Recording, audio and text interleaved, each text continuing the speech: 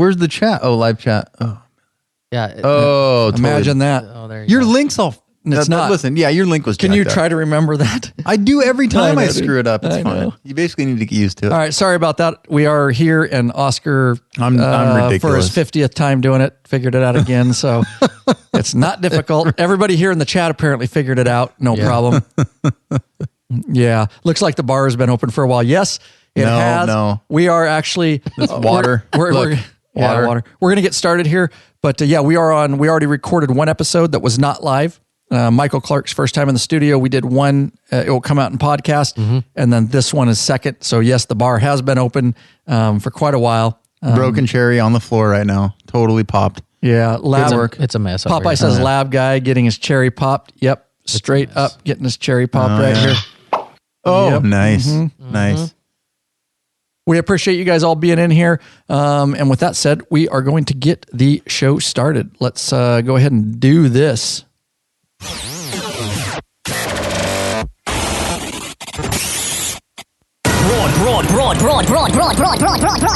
Broadcasting around the world on the World Wide Web. This is your number one internet radio station. The Jim Rant.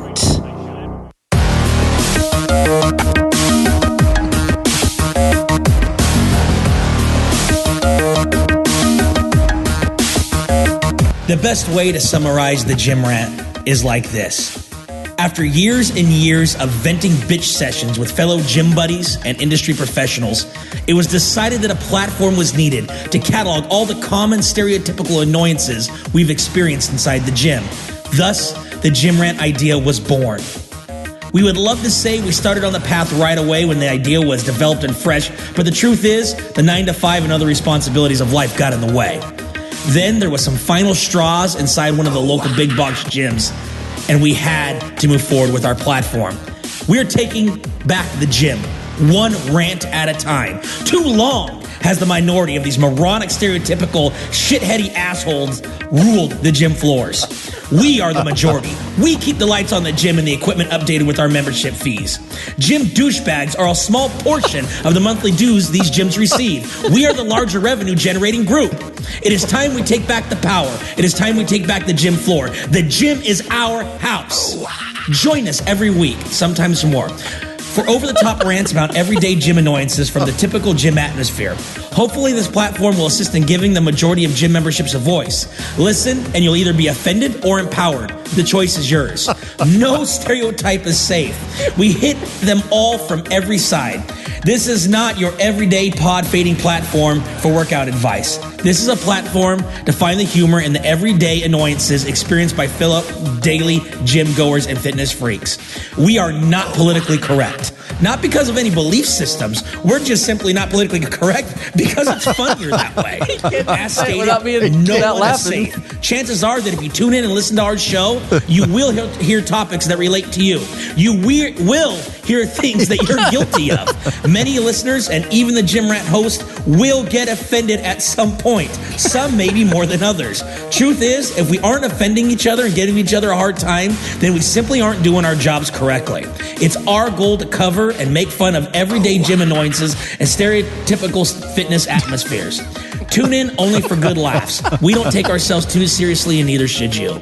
Do not tune in if you're easily offended or a delicate snowflake or someone that can't simply take warped sense of humors. Feel free to contact us anytime. Visit our website at thegymrant.com. Leave us a voicemail for some topics. We'd love to hear from you. Thanks, and freaking rant on!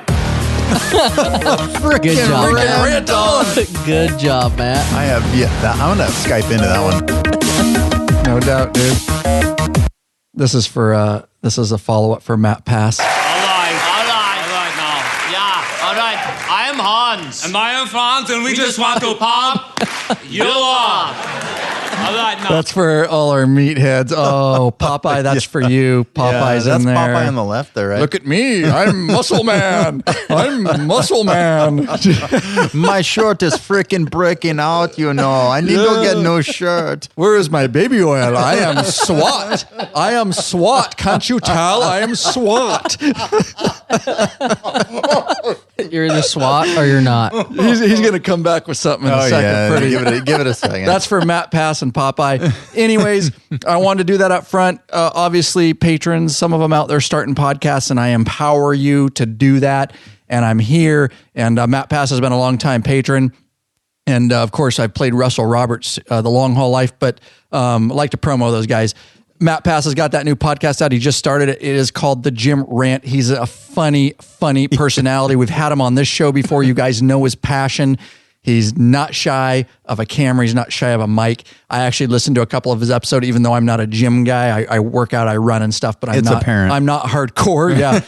It's very apparent. But just listening to it, it was actually very, very funny, very entertaining. And it actually kept me very interested in some of those topics about steroids and hormone replacement. It's actually very funny. So, give it a shot if you're interested in listening to that. Give it a shot and see what you think. So I had to. Hey, and Russell Roberts, I just want you to know that today on the ride home from the store, my oldest daughter told me she wanted to be a trucker. Nice, dude. So she could see the world. And I'm like, you're gonna have to be the queen of the road, girl. There's a lot more females in that industry. It's getting nowadays. There. Yeah. So there you go. Let's get into it, guys. Gets the Rick Rack strapless baggage system. That's for Oscar. That's right. Oh, yeah. Shit. Once you've had Rick Rack, you'll never go back. The ultimate motorcycle luggage rack solution. Forget those messy straps and bungee cords. Go strapless with a Rick Rack quick attach luggage system and quality bag. Head over to lawabidingbiker.com/store. Get hooked up right now. Hey, Bikeaholics, 03D has a wide variety of innovative products for your Harley-Davidson motorcycle. Affordable chrome lighting and comfort products. These guys ride, support riders just like you. Head over to lawabidingbiker.com/store. Check out our full line of 03D products. Definitely, of course, shopping over in our store. Help support this channel and us here on a Sunday afternoon. 2 back-to-back, 1 live with you guys. That is the way definitely to help put some fuel in the law-abiding biker gas tank so we can keep this thing heading on down the road. Hey, what's up, guys? CJ here again. Last voicemail, about 90 seconds. But yes, definitely want to become a member and maybe participate in a little bit more of what you guys have going on. I think you've mentioned in one of your podcasts that you do have a Facebook group for members only, and we're looking forward to participating. I have not been keeping up with the latest and greatest, so I'm not sure what you guys currently have going on, but I have actually been playing catch up with some of your older podcasts and videos and things like that. I'm looking forward to doing some things to the bike and making it a little bit more customized for me and my wife. That's why we got it. We wanted a more comfortable ride. Riding around on the Gixxer 750 was fun for short bursts of time, but nothing like riding for several hours on the Harley. We want to definitely tour around and take longer trips and things like that. So I really appreciate your podcast talking about the Glide Pro stabilizer. Definitely want to do that to my bike just for peace of mind. Possibly an EFI to carb conversion in the future, which I think will be kind of cool. And, just other things. I got a little bit of a mental list here. But anyway, keep doing what you're doing, and maybe we'll talk at some point online or elsewhere. And thank you very much, CJ, for the voicemail. He went to lawabidingbiker.com/voicemail, recorded right from the built-in microphone for free in his laptop, in his desktop, from your smartphone. Doesn't matter. You can leave us a voicemail and it may make the show. I just want to say up front, you that are watching live, here you go. These are 5-year-old Sony professional monitoring headphones.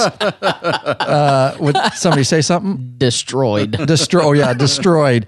I'm so cheap and I manage money a little bit too well sometimes to keep putting it back into lab that the guys have been wearing these. And I've let it, for the last 3 years, they've been breaking down. I took some of that home with me a couple of times. True. Many guys did. The black peeling off, because we used to be in the sweatshop. Disgustingly enough, these have never been cleaned. The guys were... And I did not know that before you told me today. And I just want to know. That's jacked up. But like I would clean them. They're not for you. Well, come on. I'm not wearing them. Mine have my stank on them. They're the only ones I wear, so I'm okay with that. I have some stank from Lurch and Robbie and so Leroy. the guys were bitching at me because every time after a podcast, we'd all have black shit all over us, peeling off in our ears and our side of our face. And I was too cheap for the last 3 years. I just am happy to say thank you to all the patrons. We took some of the patron funds and look at this. Oh yeah, new, soft, supple. They are no very black soft. shit ever. Yeah. I bought some ear cup replacements, and I know Lurch is going to be so happy. And I just hate, buying. They still work. They just suck. So, anyways, guys, that's 5 years. That's how long we've been going. We're breaking down equipment. We use it so much now here in the podcast studio and all that. So, all right, I thought you'd find that interesting. Let's get this show rolling. What do you say? Oh, that is loud. Damn, my bad hearing just got worse. Yeah, buddy.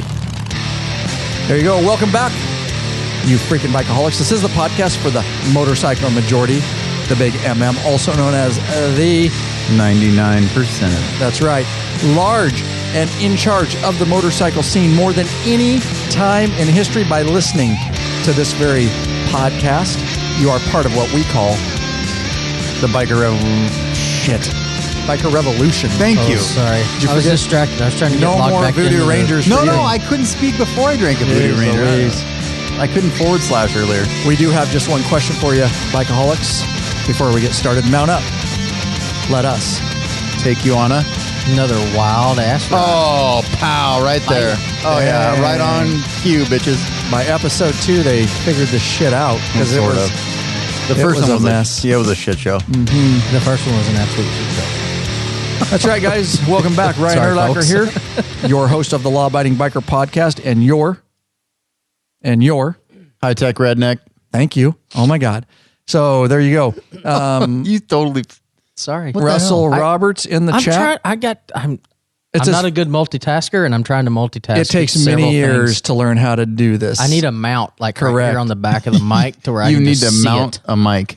Yep. Well, Whatever. But I got to bust LD's chops. You're still doing better than LD. He He can't. once he started, I'm like, are you just texting, or are you going to be part of the show here? No, he Rob? can't. He spazzes He can- out. yeah, I know, dude. Yeah, he's all over here and over there. I'm like, yeah. Yeah. So we got to bust it. I love in the middle Robbie. of the podcast, he runs to the store and shit. He comes back. But he can't sit still. Guys in the chat talking about our trip coming up. Cool.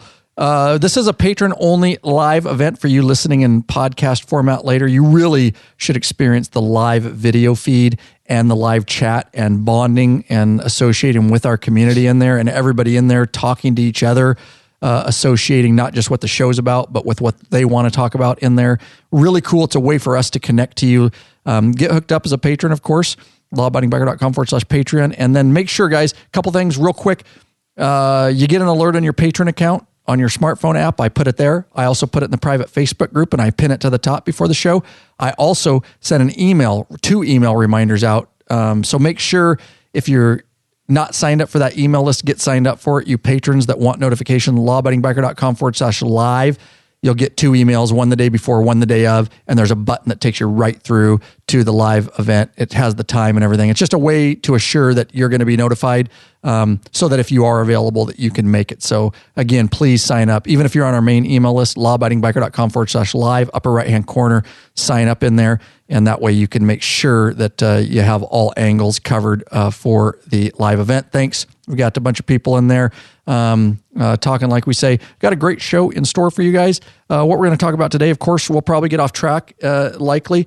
We have a bunch of people in the chat, and that may steer us. But the main topic is we're just a bunch of bikers here on a Sunday afternoon, and we're going to BS.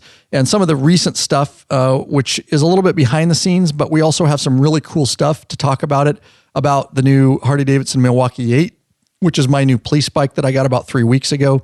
Oscar has a new BMW. We've both been going to some schools. I've been to Motorcycle Police Instructor School. We both went to Motorcycle Escort School together. We've got a lot of experience, a lot of things to talk about.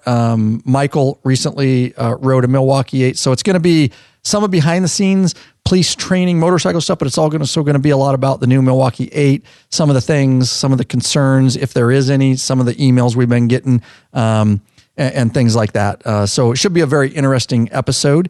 And yeah. So actually, my BMW needs its own time slot. Because if the people in Berlin found out we mixed BMW, You're and right. yeah, You're right. Yeah, sorry, guys. The German gods. Oh yeah, the BMW special stuff. Yeah. So I do appreciate all the patrons being in here, of course, and thank you very much. And we will see. Now, I just want to say we have Michael Clark in the studio. We're going to do a really quick one here. We already introed him in the recorded episode, which was before this, but because we're live, we'll do it real quick. Michael Clark's in here. It's his first time on the mic. A lot of you in the community know Michael. True biker, rode over here from the greater Tacoma, Washington area, 2 hours to be here this morning to do 2 back-to-back episodes. Thank him for that. He is a patron. He's been a patron. And we appreciate his involvement, also associated with the Sworn Few Motorcycle Club, law enforcement only. He is a Leo, and again, came over here to do that, and part of the community, and wanted to be on a mic, and I loved it. He signed up for it. I threw it out there on our GroupMe, on our club GroupMe, and he signed up. I'm so glad that he's here. First found us in as a patron member and wanted to pay us, saved him a ton of money, working on his motorcycles, what he said in the last episode. And wanted to give back and said what these guys are doing and the amount of time he understands because he's a Leo. And on top of it, he couldn't believe the amount of content we were putting out as full-time Leos trying to burn the candle at both ends. He's like, I got to support that. They've saved me so much money working on my bike and I want to be a part of that. And then he found out also that we were law enforcement only motorcycle club, the Sworn Few Motorcycle Club. And thus that gave birth to that whole deal. And now he's seeking membership and working his way through that. So there you go. That's a quick intro to Michael. And again, only his second episode, so have mercy on him. He's also trying to chat here, so he's learning. But he's been doing great. And he's only about 16 beers in. And not. Hey, Russ is already calling for a nickname. I think. Oh, I know. Good call, Russ. You guys, we need to find. We don't have a song for him. We will. We don't have a nickname for him. Of course, Oscar. Oh yeah. In the studio. Oh yeah. I earned that one too. On his Sunday afternoon, and we appreciate him being in here so very much and taking time away, guys, on a Sunday afternoon here, where a lot of people are with their families and stuff, trying to continue to crank this content out to you guys. So with that said, Nubzilla's over there. Because we have Nubzilla, we appreciate Nubzilla. our patrons so much. Nubby. They do. I'm glad Nub's in there. Awesome. Good to see you. So we want to thank the following patrons for making this episode possible. Ben Spardo of Centerville, Maine. Stephen Whitman of Danville, New Hampshire, who's a top tier. Christopher Bowman of St. Peter, Minnesota. Tanner Wilson of Fort Hood, Texas. Joseph Baker Jr. and Chris Rawls of San Antonio, Texas. And Tony. Florian Anthony Plasek of Gretna, Nebraska. Darren Lovejoy of Charlotte, North Carolina. And Scott Grist of Dana Point, California. Thank you so much. Lawabidingbiker.com/Patreon. Where's San Antonio? I don't know. If they pledge a certain amount per piece of content, that's right. No risk to you because you can put a monthly clap. There are benefits to include t-shirts, stickers, get in that private Facebook group, up to top tier, access to our premium videos. And you guys all out there are the reason that this show and this platform keeps going strong. We thank our host because we dish out a fair amount of shit for you, buddy. Oh, I know. And you take it well. I know. And sometimes you just roll right on past I do, because I got to steer the ship. It's not that he has to ignore the bullshit to keep the ship going down. And sometimes it's funny because I'm doing so much. Later, I listen to it in podcast format, and I laugh because I totally didn't hear something. When I'm doing this much stuff up here at the helm, I'm better at it than I was definitely 5 years ago, but still, it takes a lot to monitor everything that's going on up here. You don't throw stuff at us anymore. I try. And we don't have to raise our hand anymore either. No, exactly. Yeah, I just let you go. I have to poop. Yeah, right. Fuck. Matt, pause it right now. That's what happens. So, Nub's in there. Awesome. There you go. Good to see you, Nub. All right, guys. So I want to say, because what we're going to be talking about is some of the recent training and things we've been to, I want to give you guys a heads up. So I worked really hard while I was over at Motorcycle Instructor School over in Spokane. It was about 2.5 weeks and got done with that. And then we go every year to Motorcycle Escort School, which is one of the most dangerous things that we do as police motorcycle officers. We'll talk a little bit about that. But while I was over there, I did a 4-part series, vlog, documentary, behind the scenes, basically. It is getting rave reviews, tons of comments. People love it. And I appreciate that because I put a lot of work on top of every night in my hotel room, training all day, training new students. And then bam, I was up late in the hotel room. I had my monitors and video editing stuff and hard drives. and I was cranking out these vlog series, and I got 4 of them done. I'll put them in the show notes, lawabidingbiker.com/ whatever episode number this is. Let me see if I can do this.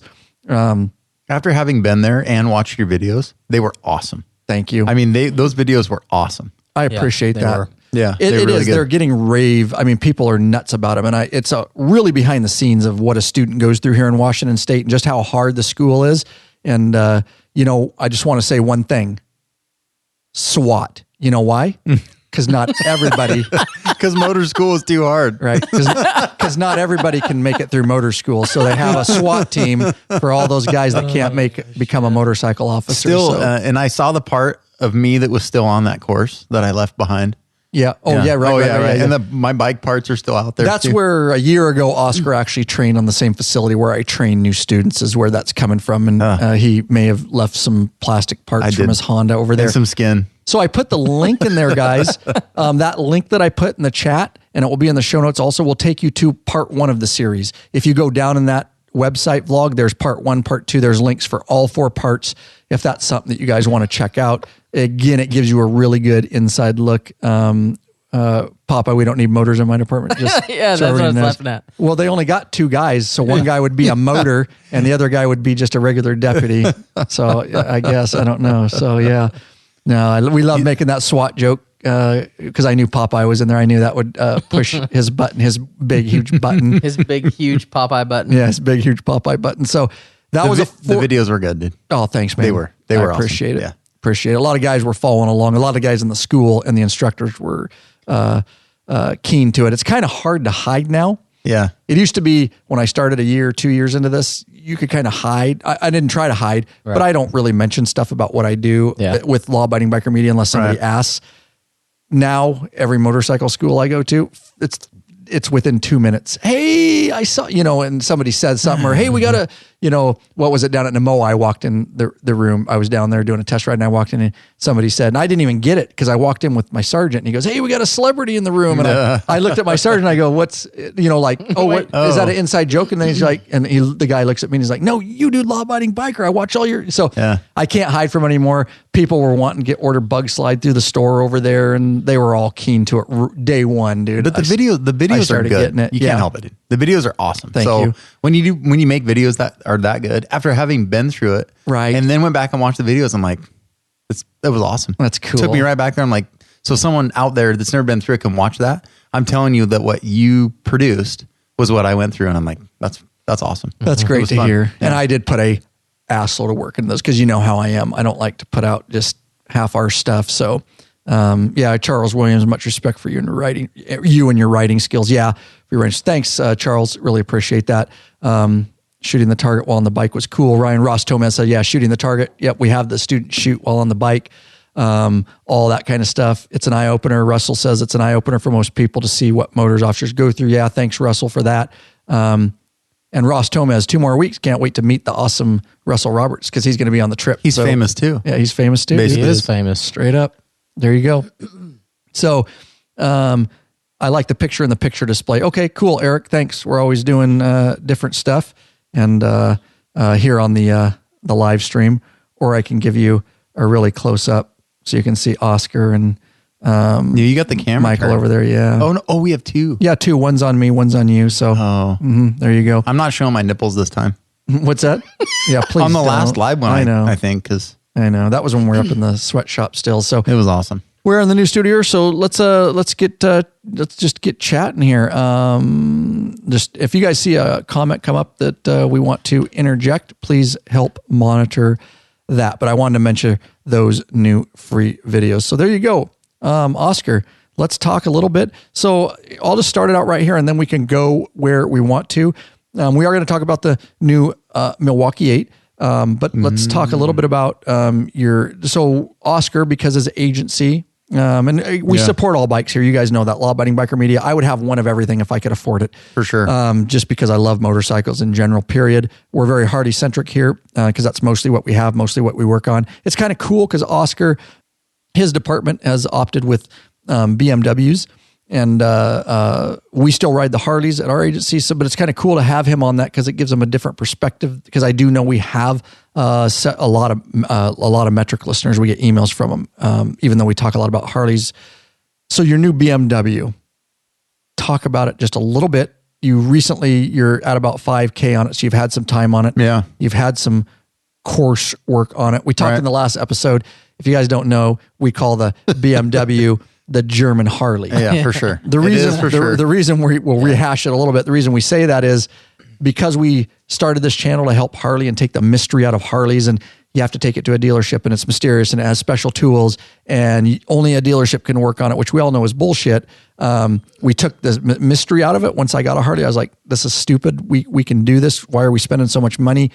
We really give credit to BMW because they have become the German Harley. If you talk to BMW guys, wow, it's everything specialty, except, their special tools and their special bikes, and you have to take, and they're charging god awful amounts like Harley is for oil changes. And they really have this mystification around the BMW. So really, it's BMW ridiculous. props to them because they got guys. They got guys by the balls like Harley has a lot of guys by the balls. Terrible. And it's terrible. And so we talk about that a little bit, dude, about some of the services and stuff. So I know we talked about it in the last episode, but we're live. So let's talk just a little bit about that. I mean, it is the exact same as Harley. This it's got to be BMW oil, and you have to use BMW spark plugs and BMW fasteners and special unicorn poop for Loctite.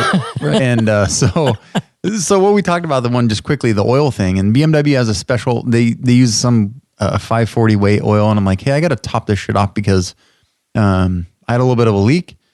And so what the hell? Like no one sells BMW oil but BMW dealers. So it's not like you can, maybe you could find it on Amazon or some shit, but I can't run down to Kmart or Walmart or whatever and get BMW oil. Much like people think about Harley. It's got to be Harley Davidson oil or whatever. So I've encountered that and I've been messing around.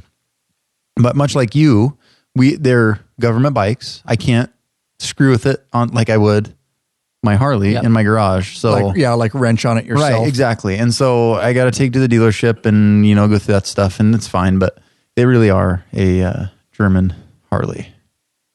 Yeah. So are you, generally speaking, talk about, you took it, probably one of your first experiences was you went down to Namoa, and this was Oscar's first year in Namoa. If you guys don't know what Namoa is, or if it comes to your city, if you're from the Northwest, or North America, I should say, it's the North American Motor Officers Association.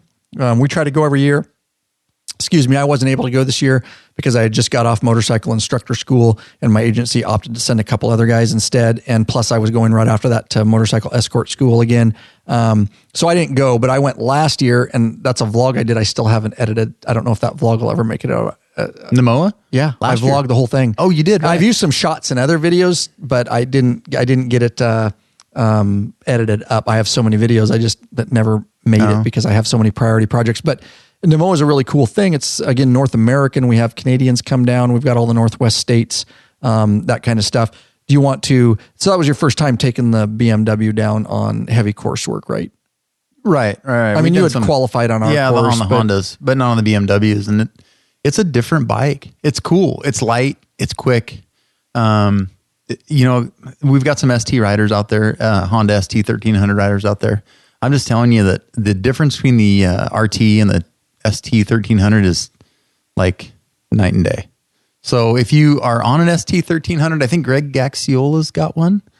You just buy an RT. That's the Honda. Yeah, the Honda. Buy an RT. They are by far superior. Your Police was the ST. The ST 1300, right. Yep. And it's the same. It's the same as anyone could buy a Honda ST 1300. It's the same bike. But after being on both, that BMW is money. Now, I wouldn't trade it for my personal Harley. It's for what you're doing. You wouldn't want to tour personally tour cross country with that. I'm too tall, and the riding position's still a little too forward. So, the Harley suits me because I can stretch my legs out, and it's a little bit more, I don't know how to describe it. I sit in more of a neutral position on my Harley. Because those type of bikes, and I'm not dogging them if you guys ride them, it's great. I don't like them for long distance at all because they're mid controls. That is horrible for me. And it's horrible for my knees. The pegs aren't forward. Really, everything's mid. Your knees are locked and back a little bit. They are, which I'm going to get to in a second because I like teasing some of the motor students that were riding those. When we went on a little 2-hour ride. Yeah, no. I'll get to that. It's hilarious. And I was on the radio just going, yep, that's exactly what I'm talking about. Yep. The foot peg. So I never really appreciated floorboards until I started riding the Honda and now the BMW, because just having a foot peg, dirt bike style, dude, my feet are dead. At the end of the day, there's no support. So I put a rigid insert in my boot so that I could have some support. Interesting. It's totally different. It's totally ridiculous. Those floorboards are amazing. And I would have never known until I went back. When I rode dirt bikes, I was in my 20s. Who gives a shit? You can sleep on the floor upside down drunk when you're in 20 and nothing hurts. Right. But as far as a police bike, that BMW, the acceleration, it's got 2 types of traction control. It's got on the fly suspension adjustment, which is awesome. It's an awesome bike. I mean, for police work, I haven't really gotten to ride your guys that much, but as far as a police bike versus the Honda, I wouldn't. And I talked to a bunch of guys. There's not that many Cowies, not that many Yamahas out there. It's basically the BMW, the Harley, and then the Honda are the 3. Right. That BMW is money. And it's light. It's only like 650 pounds or something. And by far, I will tell you guys that, yes, Russell Roberts says, hey, buddy, the studio dog is in the new studio. In the house. He's still a little nervous in the new studio, but he's getting more comfy. By far, we've said it in the past, so you guys listeners out there know, it's very jaded here in the Northwest on metric police bikes. By far, it's undisputable. The statistics are there. The Harley-Davidson is still the number 1 used police bike in law enforcement in the United States of America. Bar none, metric bikes can't even compare.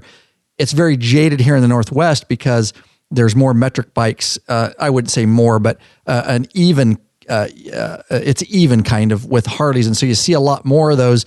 And I'm not saying that's bad about metric or it's bad about Harley. I just want to make sure that you guys understand that. The reason is Harley's rugged. It's been used for so long and they have a great lease program for departments. So nobody else has the kind of lease programs that they have that make it super good deals for departments because that's brand stuff that Harley does. They don't actually make any money. They just want their police bikes out there in the public's eye. Very, very smart on Harley's part. Let's face it, up until like 3 years or 4 years ago, BMW had a dry clutch. Right, yeah. So for cone work, that's stupid. Right, yeah, exactly. Right? Lurch one of the guys out there going, yeah. Right. Is Lurch... No, he's out there somewhere because the phrase right, smoking your clutch came from the BMW dry clutch. And they're wet now. Right? And they're wet because they're trying to top Harley. Exactly. Right. There's a lot of things. You got to make it, serviceable for police work. But we were talking about this ahead of time. A wet clutch allows you to slip it a little bit more and not get it so hot that it burns up. Right. Or unless I ride a Honda the first day of motor school. Right, and burn your clutch. Oh no, 8,000 RPMs is fine. It's fine when you're going 2 miles an hour. Popeye says, Payne this upcoming to have fun on the podcast. He's got to go to sleep because he's got to work a shift or something. Yeah. All right. So thanks, Popeye, for being in here, buddy. Appreciate it very much. Looking forward to the trip coming up, bud. We'll ride and have some good time. So, all right. So, so Oscar, overall, and again, it's not a bad bike for police work and what he does at all. I just wanted to mention that up front because we get that question a lot.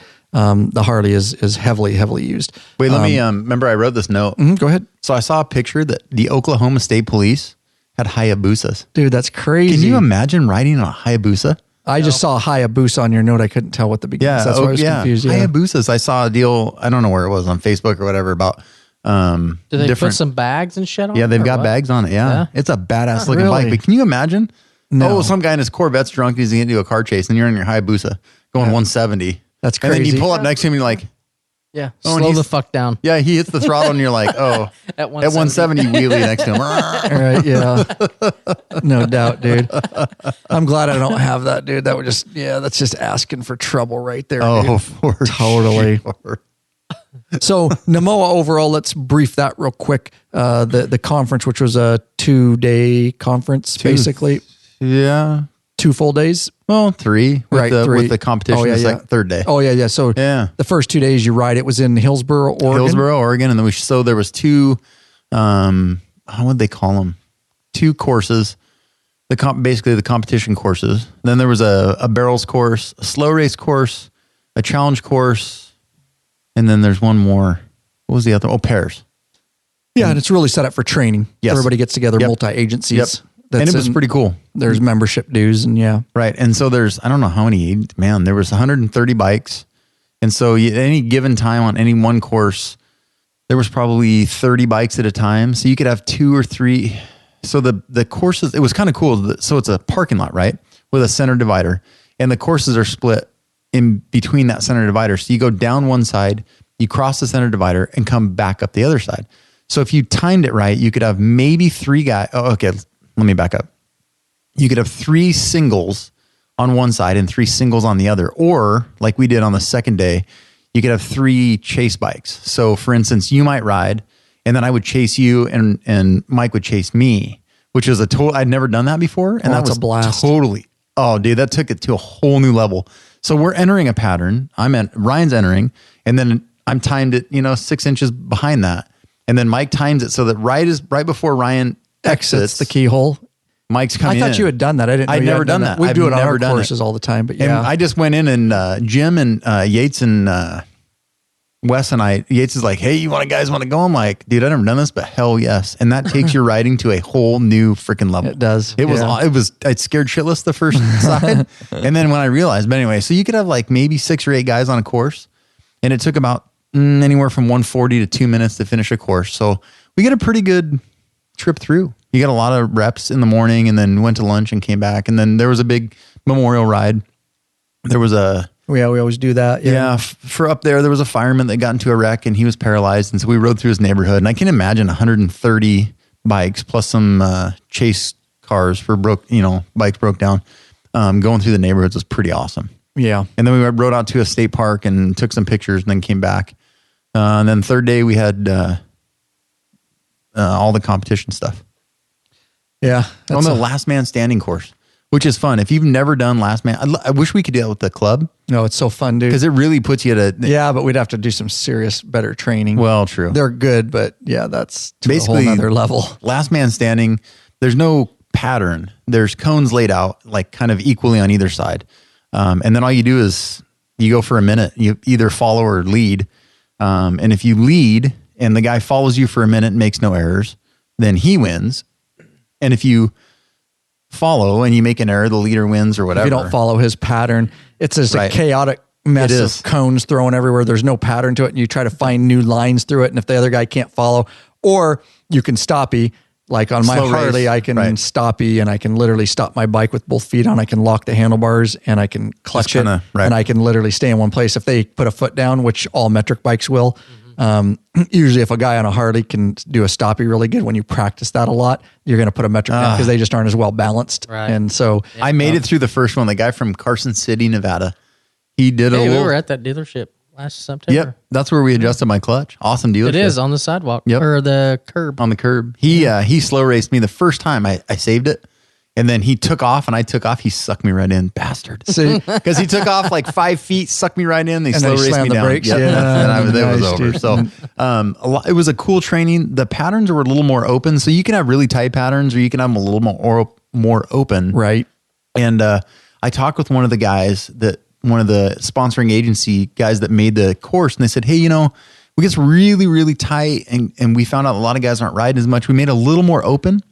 And so, because we want everyone out there all day riding, and truly, we didn't see it's supposed to be training. Is what the competition is last. Yes, not just fun for the guys that really. Everybody competes, but there's some guys that take it really serious. Everybody else, a lot of people that come, that's their only training of the year. Right. We train monthly at our agency. I'm lucky because we hold ourselves to a really high bar. Next week, I'm running the training. So, So I set up a new. We'll talk about that. Do you see what I mean? You never know. Basically, if you have really tight, the one thing I really appreciated is, especially for a newer motor cop, is if you have really tight patterns, if you miss a cone mark, it's basically over. Like some guys, if you're really good, and the guy I ride with, he's pretty good. He's got awesome balance and he's a good rider. So you can miss within inches of a mark and still recover. But for most of us, what I learned at Namoa, for most of us, riding a course where you have inches to miss is kind of stressful. So when that open course, when you could make mistakes and still recover and then make up time in other places was a lot of fun because then you had room to play with like, okay. Right. Now I know I can make this turn here, or if I miss it, I can make it harder and I can turn this way. That was a lot of fun. I had a lot of laps in, just a shitload. We just rode and rode and rode and rode. We went like 5 miles, but we rode for like 28 hours. Did I mention Hillsboro, Oregon is where it was?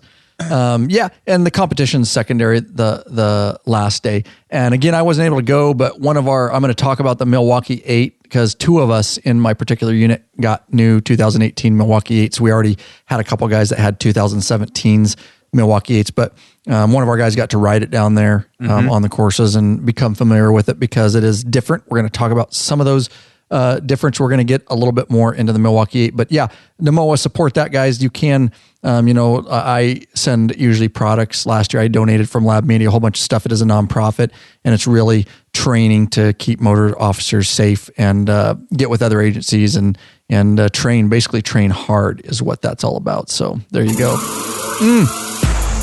Are you searching for the easiest and quickest attachable luggage system for your motorcycle bikeaholics? Rick Rack has just what you're looking for. Forget all those frustrating straps and bungee cords that can come loose and slap yo paint. Check out one of Rick Rack's awesome quick attached strapless luggage rack systems. Rick Rack, this father-son team, designed something really special you can't find anywhere else. Yep, and these guys ride so they truly understand the needs of bikers. The Rick Rack quick attach system is strong, durable, and secure with a lockable system. Also, check out their full line of quality touring bags to accompany your quick attach system.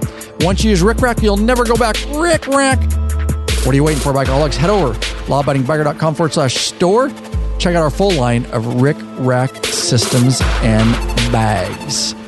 And we appreciate Rick Rack for continually sponsoring this show, guys. I got to get one of those systems for my luggage rack. I'll be rolling with it to our Midwest trip to Kansas in later this month.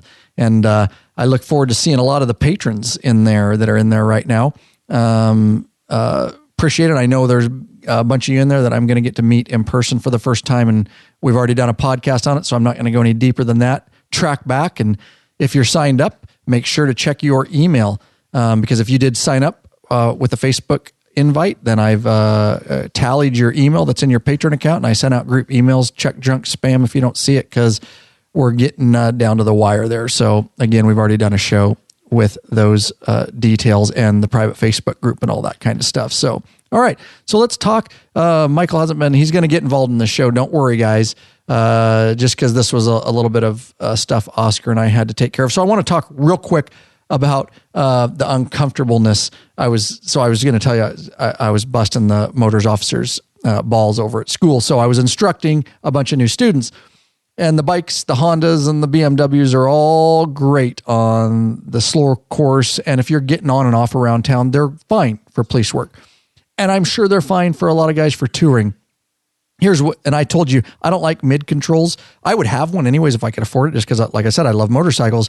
But here's for touring why I could never have one. And that's those mid controls and my knees locked back. The seats are not that comfortable at all. And everybody, if they're honest with you, will tell you that.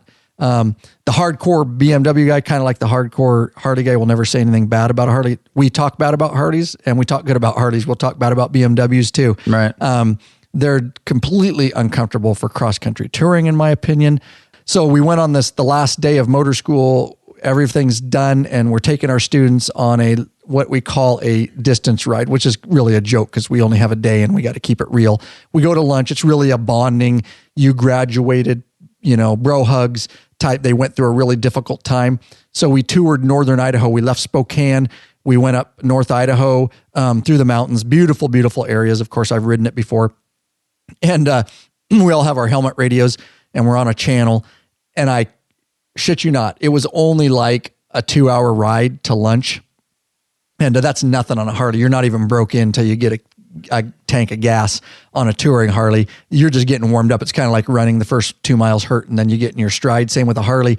So within 45 minutes, you see all the metric bikes ahead of me. Yeah. They all look like, I told them they look like squirmy little, what would I call it? Like ants in their pants, and they're squirming their ass and they're standing up on their pegs and they're moving their ass to the side. And you got guys with their legs extended straight out and forward trying to get off their pegs. And I just get on the radio and I go, and And that's exactly why I ride a Harley Davidson. And, I just got to bust their balls. I go, they're great for around town, boys, but this is what I'm talking about. Because I told them all before I left, I go, it's going to be funny. I was busting their balls. They don't know. A lot of them never rode any distance.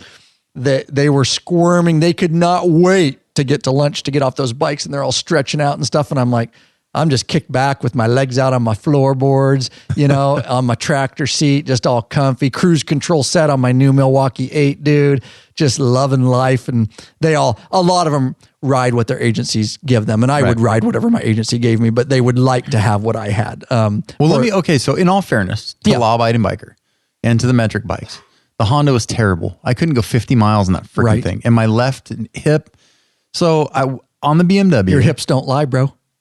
And I got breeding hips, bro. Isn't there a song about that? Oh, what did we just get off track? Look, listen, we're trying to stay on track right now. We don't. I think there is a song about that. What's her name? What's the gal's name? It's Shakira, bro. Shakira, yeah. She's so hot. She is hot, dude. Oh my and she's God, Latin. I love delicious Latin blonde Shakira. I wrote. Your hips don't lie, Oscar. Listen to your hips, bro. This is not Johnny Cash. Shakira. I never really knew that she could dance like this. She make a man wanna speak Spanish. Need the video to go with it. Oh, Shakira. Oh, baby, when you talk like that, you make a woman Oscar, go listen to your mad. hips. So be wise and keep on Only the left side hurts. reading the signs of the Were you just white dancing? Is your hip hurt from Michael? Oh yeah, that's totally. Oh, I don't know. It doesn't matter. Sometimes he doesn't What are we know. talking about? I don't know. We're fucking off track. Listen to Shakira. Anyways, tell us about your hip problem. No, seriously. I don't even know what to say right now. I think Russell Roberts made a comment that we need to go to right here. I rode the BMW, the same routes I've ridden my Harley. And hands down, the Harley is the way to go for touring. And I made it the max I made it on the BMW in one day was 300 miles, and I was shot.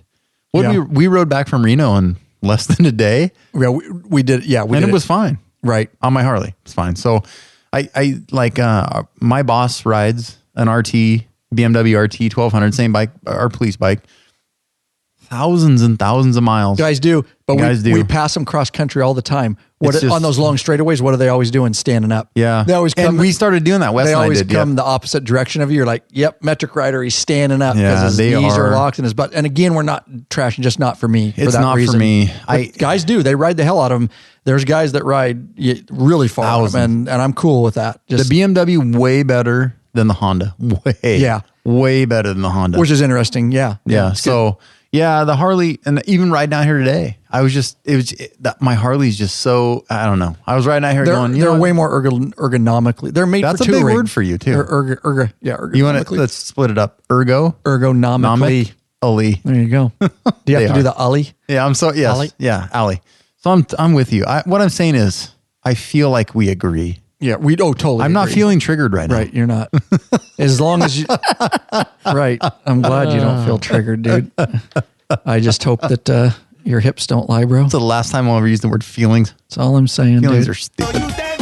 Oh God! I just hope your hips don't Going lie. back to Shakira. Look She at is that. really hot, dude. Look at that picture. I can't see it. Will you put it up there? Check this shit out. She is. She is delicious. Yummy. Yeah. Perverts. Yep. Yes. Yes. What's Shakira. up with the white baby in the top of the tree? It doesn't matter, Shakira. Oh, was if you there a wanna baby ride, in there? I didn't even see. Yeah, Hang there's on. a baby in the top of the tree. I didn't even see the baby. What's up with that? I was staring at her belly button. Yeah. Why'd you see the baby? Why are you looking at the baby? You I don't know. It was a pedophile? distraction. That is I was- really strange. I started off looking at the I belly didn't know button. she had a head on her. I saw. We got a pedophile in here. What the? No. You set Sorry. yourself Wow. up for that. No, Yeah. it got distracted. Hey, It's she's like, got a there's a face. I beautiful did woman. too. I got distracted too by her belly button. Yes. Oh yeah. Yeah, what's there's a below? beautiful woman And the with a belly fact that I button. can almost see her vajayjay. That's true. There's a hair right there. I wasn't looking at the baby. There. And then there's a fucking white kid hanging from the branch. It is a weird album art, but again, I can't unfocus from her belly. I just. Oh, she's. And I repeat, there's a fucking white kid hanging from a branch. All right. Where did you? All right. All right, I'm never being invited again. I'll never be on another podcast. I may quote you on nice that. knowing you guys. Hey, what are you doing? There's a fucking white kid hanging from a branch. There's a fucking white kid right over there. Grab another voodoo ranger. Is she Cuban? All right. Yeah. She's from. Ooh. I don't think she's Cuban. She's South American. She is hot. Yeah, let's see. She's from like Colombia. Brazil. Colombia. So she's got an accent. She does have an accent. It's She's from Barranquilla, Colombia. Barranquilla, Colombia. Yeah. Oh yeah, she's delicious. Yeah. I could do a whole podcast on her. I gotta go in the other room for a minute. The live audience is looking up Shakira pictures right now. That's why they're all silent. They're all like, what are they? Oh, and if you're like Michael, you'll look at the white baby. If you're like me and Oscar, you'll be looking at her belly. If you find that album and the artwork. Wait, where's those comments? I don't see those comments. No, everybody's silent because they're drooling. They're on their phones looking up Shakira pictures now, dude. I just got distracted. Where the hell did the baby come from anyway? I don't. That was my question.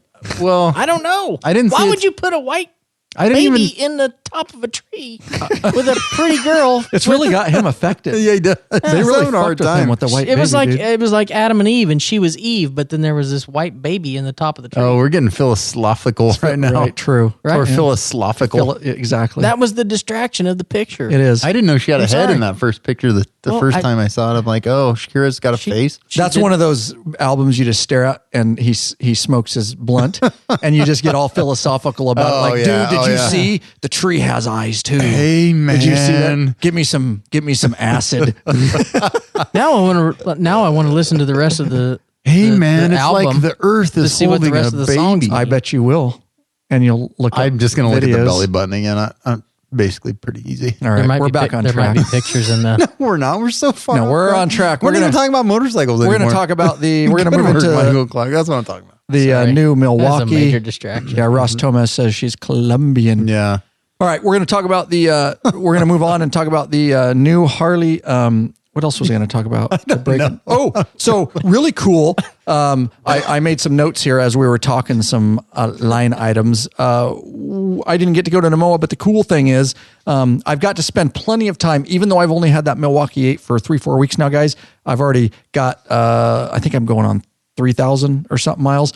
Got to ride the shit out of a lot of coursework. I got to actually break in ride, which was cool. So I got to go down to Namoa, not compete this year. I didn't get to compete in Namoa, but I at least got to break in my Milwaukee 8. So I took it down for a day ride along with the other guy that got a new Milwaukee 8 in my motor unit, and Hillsboro, Oregon, which is about a 3.5 hour right in there from the Yakima, Washington area here. Rode it there in one day, 3.5 hours there, and then was only there for about 2 hours, ate lunch, checked out some of the stuff, and then I had to bail back home another 3.5 hours. So it was a good 7-hour saddle time day for a break-in ride on a police bike, which the police bikes aren't nearly as comfortable as my personal Harley. It's because it has a tractor seat. It sits you upright, a better riding position for course work and stuff, for police work.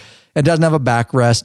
It doesn't have highway pegs, but nonetheless, still a 7-hour ride. I can rock and roll on a Harley doing that. And so it was a great, beautiful day. Rip there, rip back, broke that baby in, broke her in the right way. We've talked about breaking in bikes in the past, you know. Yes, we I have. don't baby bikes when I break them in. I will rip off the line. I will gear hard. I'm going to break that thing in the way that I'm going to ride it and the way it's going to be ridden. And none of this, throttle up, dude, it's throttle up and throttle down but while I was going down the freeway, I cranked the cruise control, set it. Again, I don't care. It's under, those are under warranty. The engine I break them in. I don't baby bikes when I get them. I ride them as hard as I'll ride it when it's got, 5,000 on it. We came back from Tacoma on those BMWs, and I don't know, we were doing 75, 80 on the freeway, dropped it in a second. Drop the clutch, pow. That's what right at red line. Yes. And then just downshift, go forward, drop the clutch again, gear 2, first gear, 60 miles an hour, right to red line. Yep. All the time. Right. Set those seals. Oh yeah. Set the rings. It'll be fine. And we've talked about it in the past. Harley mechanics, they have to tell you what the mothership tells you.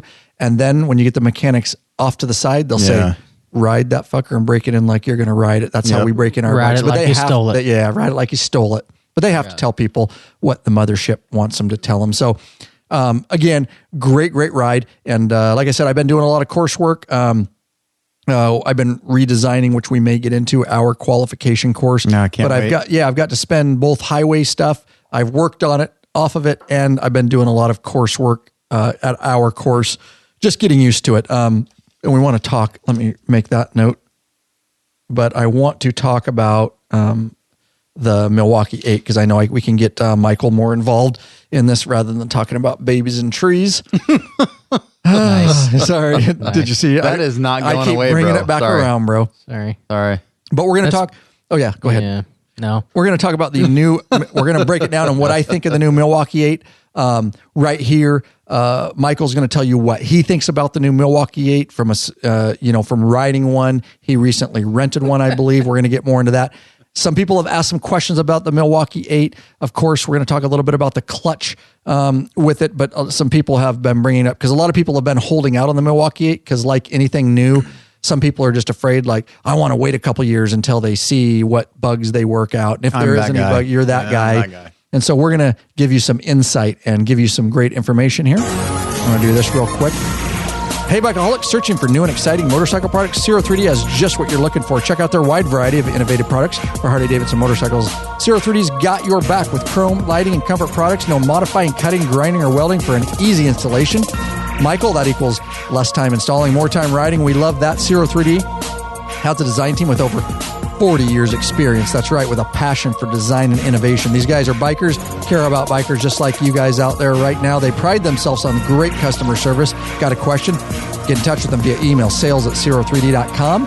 Give them a call, 715-808-0027. Zero3D is distributed in the United States by Drag Specialties, in Europe by Parts Europe and Zodiac, and in Asia by Twin Art. Check out your local dealership. Ask for Zero3D. Better yet, help support us right here, Law Abiding Biker Media. Head over to lawabidingbiker.com/store. Check out our full line of Zero3D products in stock. Big Daddy Kane and Grunt working hard, ready to ship to you guys right freaking now. So, Michael, why don't you start this, and then I'll piggyback off you.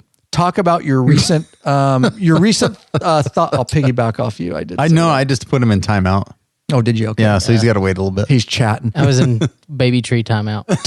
Tell us what kind of bike you currently baby tree timeout. I like it, dude. That was nicely played. Nicely played.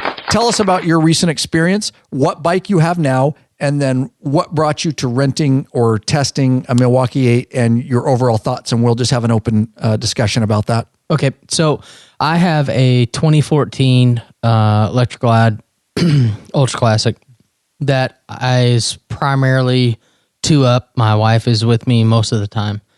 We've gone on a few trips, and we've rented two separate bikes.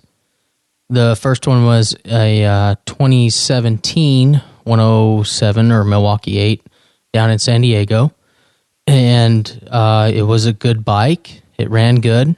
It was a little ratty. And then we rented a brand new one in Las Vegas 2 months ago. Okay, you were down in Vegas. Cool. Yep, that had 300 miles on it. Nice. And so who'd you rent from? Did you rent from the dealership or? No, it was through Eagle Riders. Yep, it was through Eagle Rider. Mm-hmm. Yep, and it was actually one of their stores. Okay. Down in Vegas, which there's a podcast that you guys are talking about. We did when I went to Eagle Hawaii. Rider store versus renting Harley. From the Harley Davidson that are Eagle, quote unquote Eagle Rider, whatever. Yep, I did do a podcast. I think it'll have Hawaii in the title if you guys catalog back. Yeah, yep, it does. And the experience, the customer experiences were totally different. Right. Versus the store versus the dealership. Right. But when we rented from the Eagle Rider dealer, the store down in Vegas, it was a brand new bike. It literally had, I think it had 340 miles on it when we got it. And it was the Milwaukee 8. And it was a good run bike. It was clean. It ran good. But there wasn't anything spectacular about it versus my bike that has the 103. The 103, and you have stage one intake, and you have a stage one basically pipes and intake, and it's EFI tuned. Yep. Right. Yep. The only thing different, that was a stock Milwaukee 8, of course. Right. It was a stock Milwaukee 8. Yeah. The only thing better from my current bike versus the stock Milwaukee 8 was in the higher gears. There were more torque for passing and going over the passes and that kind of stuff. Other than that, how much vibration? How much vibration? Did you notice anything like immediately? I'm going to give my experiences here in a moment, but did you immediately get on and go, holy shit, this is so much less vibration than my 103? Yeah, having ridden metric bikes, right? I'm up until my Harley that I have now. There was and even my Harley now, there was a significant difference in the vibration of the engine and handlebars and everything. From your current bike though, the 103 to really okay. Okay, interesting, because that was nominal for me. I know they took a lot of the vibration out, but my 14 seems like I don't notice that much difference between my 103 currently, my 14 Street Glide Special. So it's interesting to hear that everybody has a different opinion. So I'm glad you said that. I just didn't notice because I ride that one every day, and although it's a little less vibration, it's not remarkable for me personally. Well, I will say this. My bike that I have now, I bought used, so I don't know. Right. I don't know what the internals are, all of it, because I haven't torn it apart. Right. But it was a pretty significant in vibration. Yeah. Yeah. Now, interestingly enough, coming from my old police bike, which was a 2013, now that's a pre-Rushmore. So in 14, they did all the frame changes. They smoothed them out. They just did an assload of stuff. So Rushmore 14 and on is the new smoother riding Harleys and the better frames, better cornering and all that. But I will tell you my 13, now that was a vibrating machine pre-Rushmore. Yeah. So my old police bike was an electric glide, but it was the 13. And I'll tell you what, that thing shook like crazy. So going from the 13 to the 18 Milwaukee 8 is like braingasm. Like you're just like, holy, like this is a different bike. You know what I mean? Like, well, and I don't know anything different because this is my first Harley Davidson. So I don't know anything different. So I don't know anything before 2014. Right. But you're just saying, generally speaking, from the 14 to the new 18 Milwaukee 8, there was a significant less vibration than even the 14 Rushmore. Yeah. Okay. Good to know. Yeah. Very good to know. I like what you said. Higher torque. Passing seems like it has a little bit more power for passing and stuff. No, absolutely. And that's with my wife behind me and saddlebags and trunk. Right. Stuff to the max. Right. I mean, and there was significant. It was a significant difference in what I have now. I mean, there were mountain passes and things that we were going through that on my personal bike, I'd have to downshift to get through. Okay. And it wasn't a problem. Nice. With the new ones. Do you have anything like admittedly negative, like right now, like I did not like this about the Milwaukee 8? No. Okay. I don't. I figured that was your answer. Yeah. A lot of people have asked out there, we get emails, like a lot of people like Oscar waiting on the sidelines going, what are we doing? Yeah. You guys are talking some shit. I'm just over here. Russell, I'm trying to call Russell old. If there's anything worth mentioning in there, let me know. Channing Rankin says, now here's the real question: Shakira or Christy Brinkley driving the red Ferrari? Oh, Christy Brinkley. Oh yeah, for sure. All day, every day. I'm going Shakira. No, what is wrong with you? I'm sorry. Holy shit. I'm sorry. Anyway, that was Christy that was Christy in the Whitesnake video, right? Yeah, and she is. But Shakira does not have boo boos. Shakira can belly dance, but that she does not have. That's all I need is belly dancing, dude. Look. She doesn't have. I'm not going to show. You guys Oscar's going to get his belly out. Hey, you guys want Oscar to belly dance live? If you do, oh yeah, give us some thumbs up. I have no rhythm. So, but there's people on the sidelines, like Oscar, waiting. Like, are they going to have problems with this new motor design? And I'm going to wait and see. I will tell you that our police unit has been running the Milwaukee 8s back since they first came out in 2017. We got 2 right off the line. Those guys have been running those hard for well over a year now.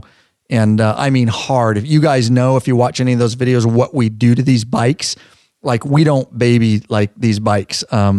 Dan Jeffers, no. He says, No, because that was not Christy Brinkley in the Whitesnake video. Oh, it wasn't. Oh, okay. But whoever that was, she was hot. Channing said that was Oscar's epic fail again. What? I was like, oh yeah. I don't think Christy Brinkley's ever been in a music video. Oh, Dan Jeffers says no to Oscar belly You know dancing. what, Dan? You know what? You just threw down the gauntlet. That's a challenge. It's good to see Dan Jeffers in there. I know. It's good to see Dan He's been Jeffers in on a here. Sunday afternoon here. But a lot of guys have asked, is the Milwaukee 8 having some guys email us cool? Because I get it. They don't know. They're like, I've heard this and I've heard that and forums. That's why you don't read those forums, because there's a bunch of guys in there that don't know what they're talking about. And I've said it in the past. I hate forums because they're ambiguous names and you don't know what experience, and guys talk shit in there. There's a bunch of trolls. I stay away from Harley forums for that reason. That's why we got the Patron Law Abiding Biker private Facebook group, because it's real information, but that's why we wanted to start that.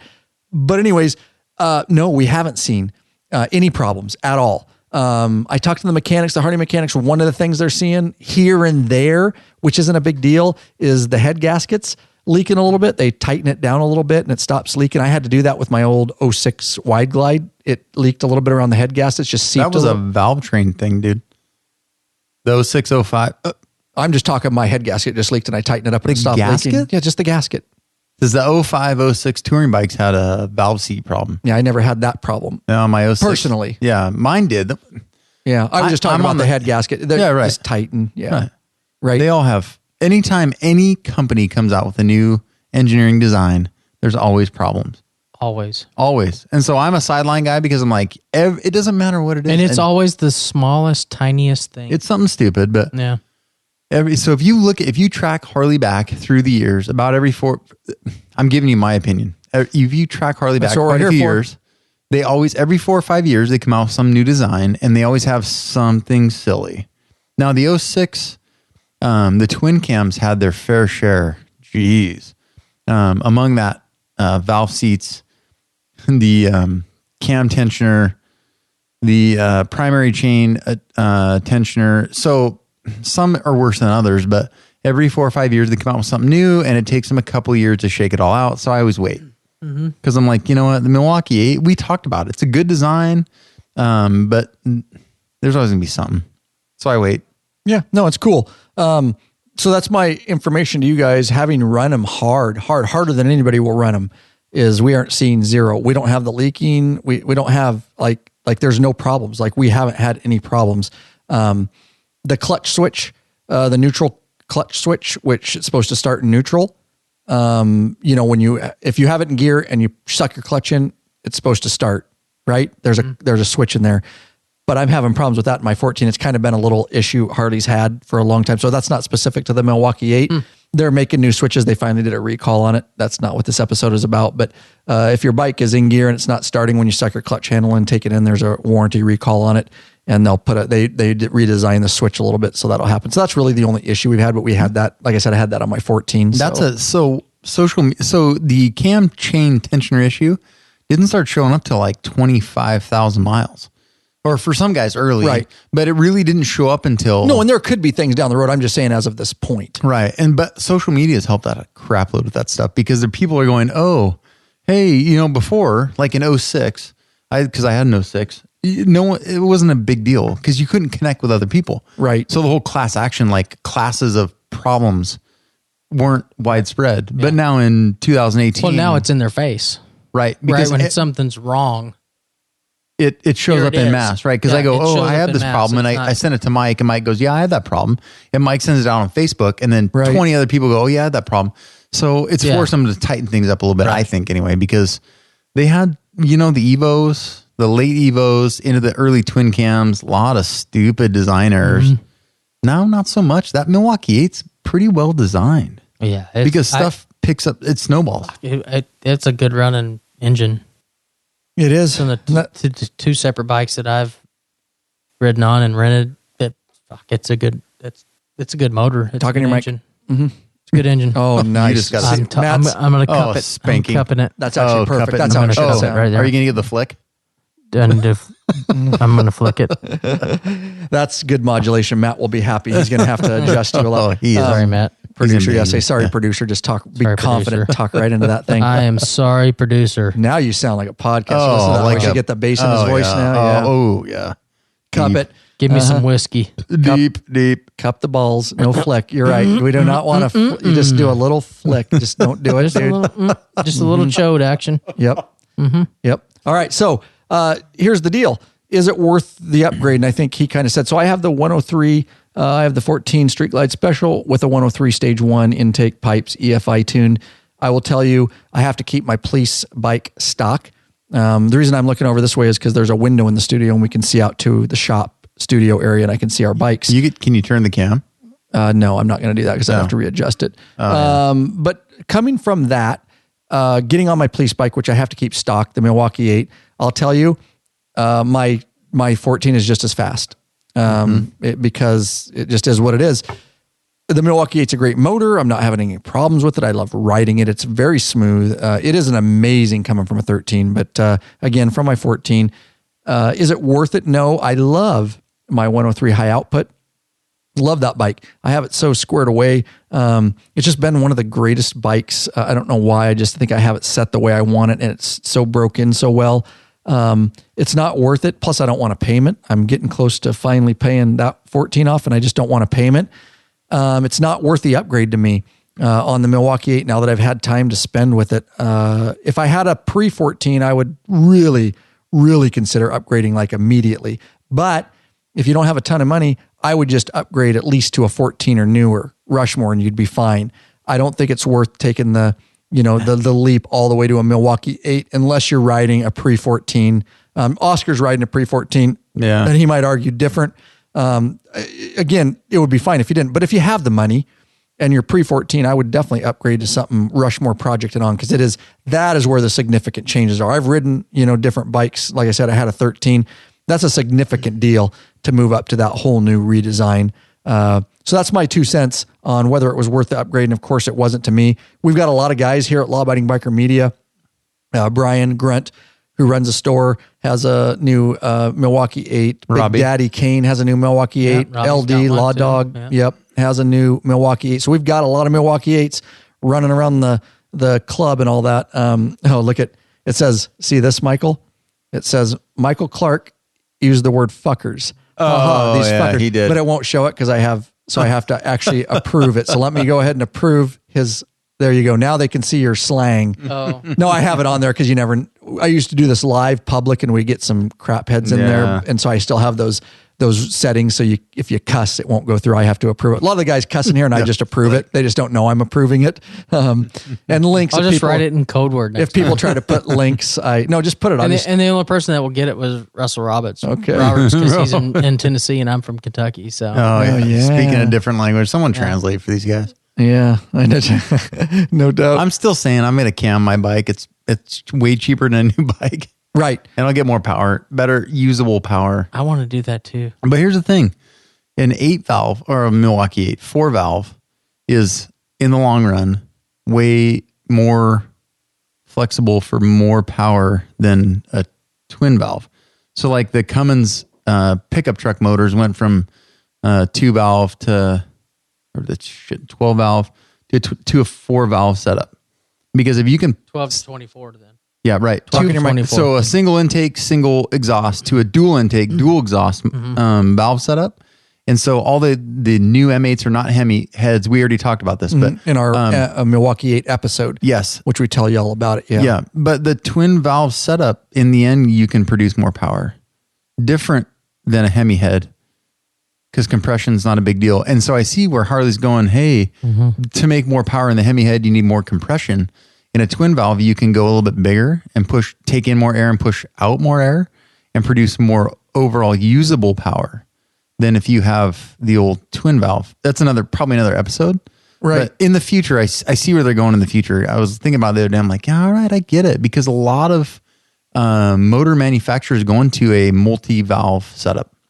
Yeah. So there's something. And that's why you think they did that with the M8. Yes. And that's why I'm kind of waiting. The dual valve. Yes. Right. Yeah. Right. Yeah. I'm kind of waiting. Like, okay, I see a lot of modern manufacturers that go into the dual or multi-valve setup. So I'm like, what's coming? What's coming next? When you start doing, so to reduce heat, right? like in the 114, the 117s, 2 exhaust valves reduce heat because you can push more hot air out.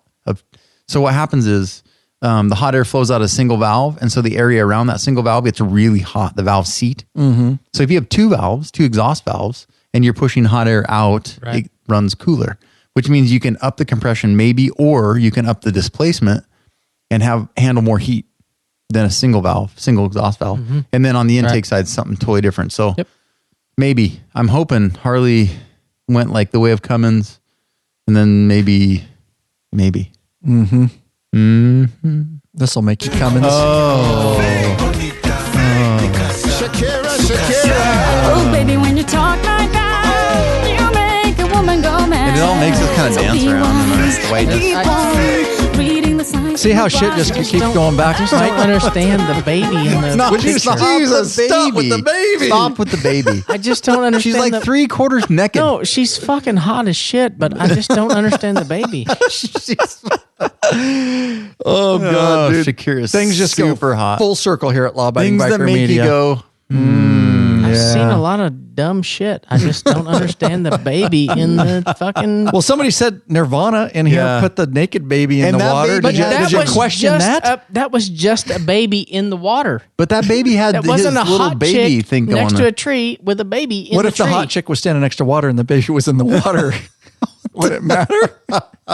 This is a whole different topic. Yeah, I need another beer. That's what happens. Oh God, are we going for a while? That's a whole. I'm not That's keeping a track of completely time. different. No, we're podcast. We're getting close to winding down. We're just Are we? kind of. But yeah, we're getting close. So, are you saying it's new beer time or not? That's your call, but yeah, we Hard to say. got to keep it reasonable here.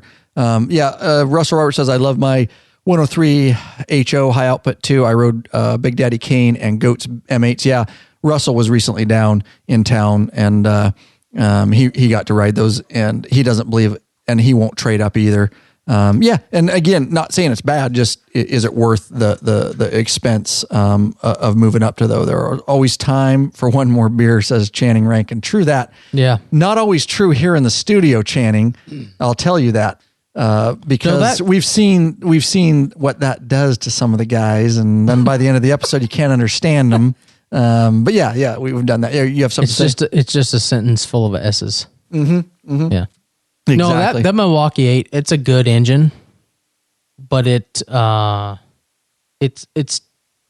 me personally, it's not anything that is so great that I have to get rid of my bike to get a new one. Groundbreaking. Yeah, it's not groundbreaking. It's there when we need to upgrade at some point when our bikes get old. It's there and it's great. Yeah, I know it's a great engine. It was both the bikes that I rented were great, but it's not anything that is just super special. It's not mind blowing like Shakira.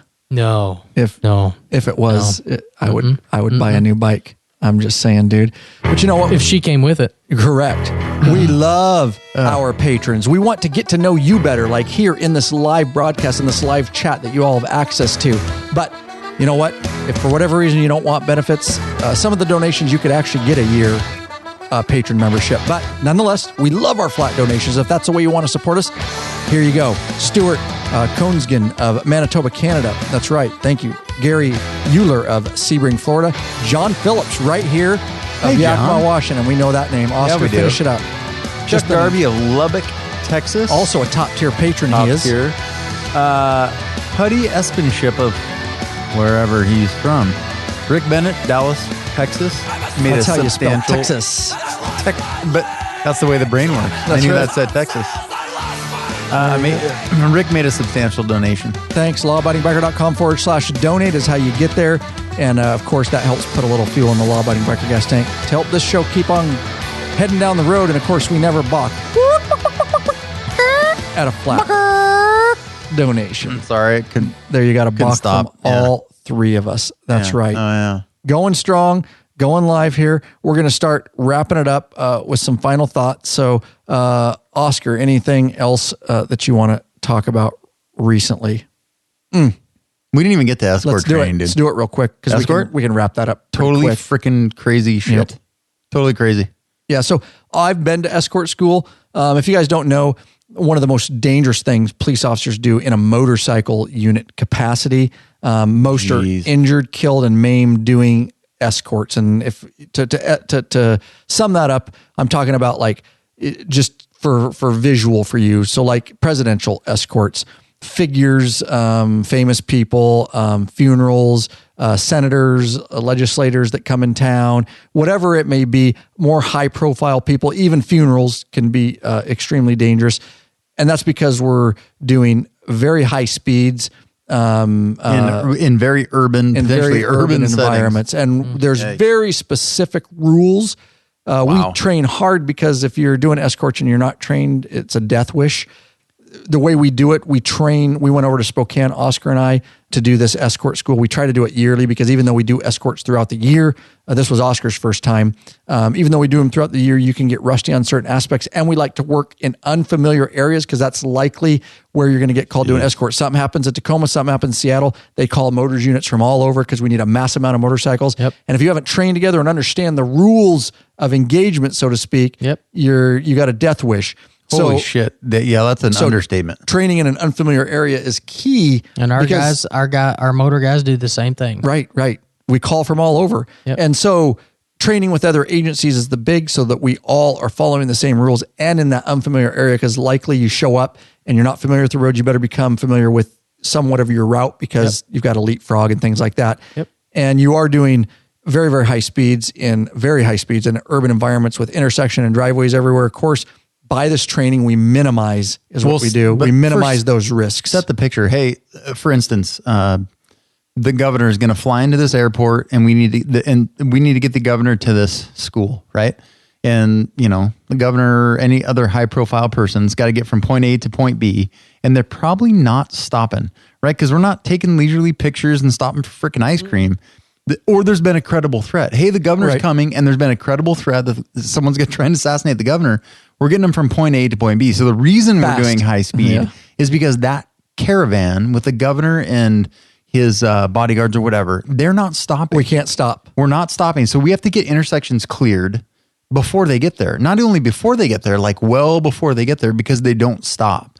Or, if the president or the Mexican president came to Yakima like 5 or 6 years ago. That was, Vicente Fox. So they don't stop, because if they stop at an intersection, it's an ambush point. Yeah. So we're blocking driveways and roads and stuff. And then we have to catch back up and get ahead of the convoy. And during those escorts, you're not doing the speed limit. No, not even close. Holy shit. No, that was scary. It was scary. Because that's part of the protection part of it, is if you're not doing the speed limit. Right. Everyone. I wanted everyone to understand that we're setting that up because we're doing insane speeds so we can catch up and block another road. Right. Mm-hmm. Because you're leapfrogging. Yep. Right. And when you leapfrog, we're not leapfrogging to, we're leapfrogging ahead.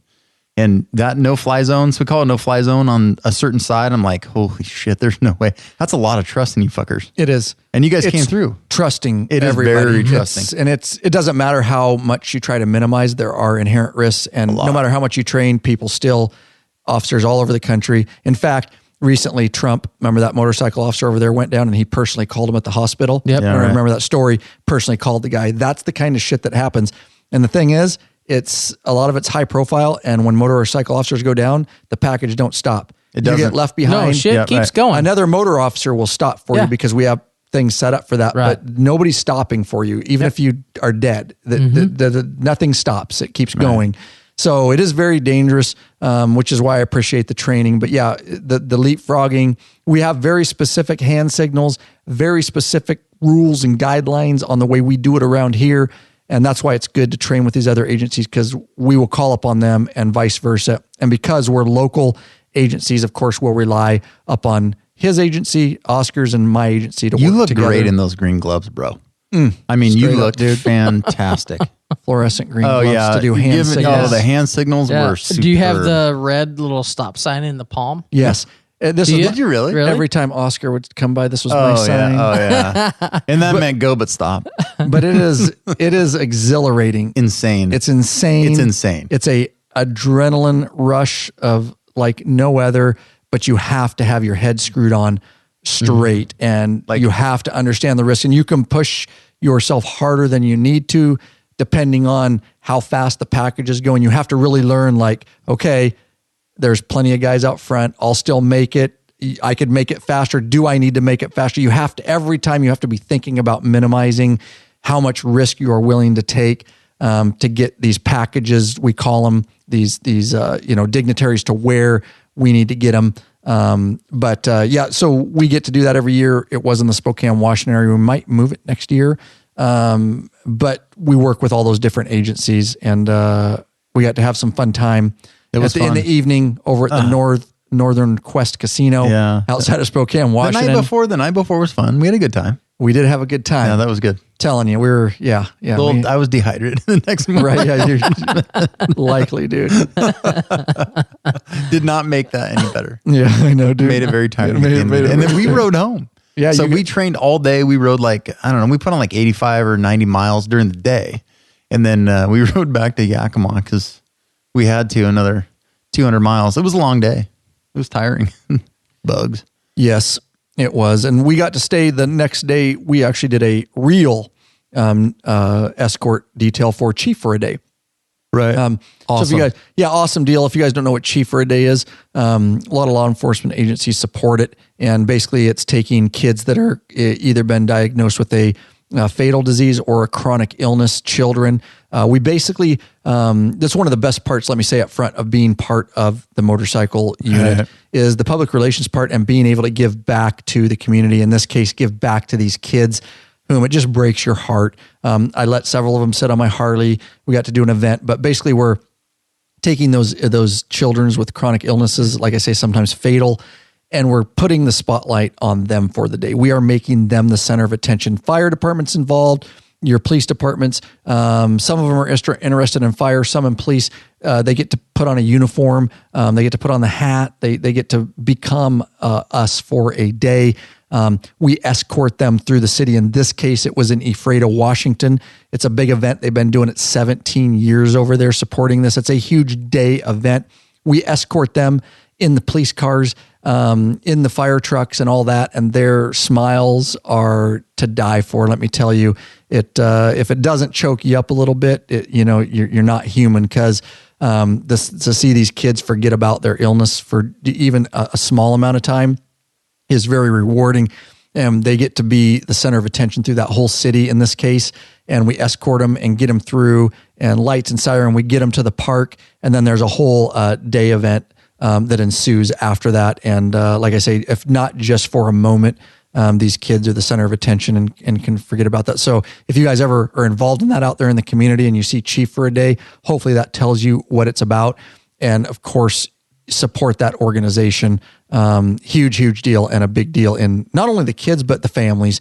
You get to meet a lot of the families, the moms and dads that are going through these difficult situations with their kids, and it kind of just takes their minds off it for the day. So very cool. Got to do that for the day. And then my unit after that, it was done about 2:00 and got to ride home. So it was kind of a two purpose, escort school. And then the day after, hitting that actual escort and doing that. So yeah, anything last before we tie it up?